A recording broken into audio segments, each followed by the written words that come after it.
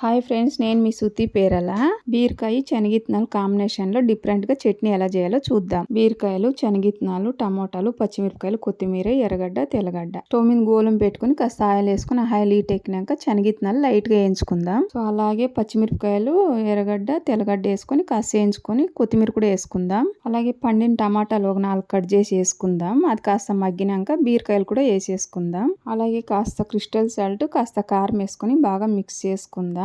అలాగే మూత పెట్టుకొని టమాటాల్లోను బీరకాయల నీళ్ళంతా ఇంకిపోయేలాగా మగ్గించుకుందాం. ఇప్పుడు బాగా మగ్గింది. చల్లారినాక మిక్సీ జార్లోకి వేసుకొని మెత్తగా మిక్సీ తిప్పుకుందాం. ఇంకా పోకేసుకుందాం. ఆయిల్ బాగా హీట్ ఎక్కింది. ఆవాలు, జీలకర్ర, మినపప్పు, శనగపప్పు, ఎండుమిరపకాయలు, తెల్లపాయలు, కరేపాకు వేసుకొని పోకేసేసుకోవడమే. సో మన బీరకాయ శనగిత్తనాల చట్నీ రెడీ. ఎప్పుడు ఒకేలా కాకుండా ఇలా డిఫరెంట్ గా కూడా ట్రై చేయండి ఫ్రెండ్స్. ఇడ్లీలోకి, దోశలోకి, అన్నంలోకి, ముద్దలోకి కూడా టేస్ట్ చాలా బాగుంటది. ఒకసారి ట్రై చేయండి.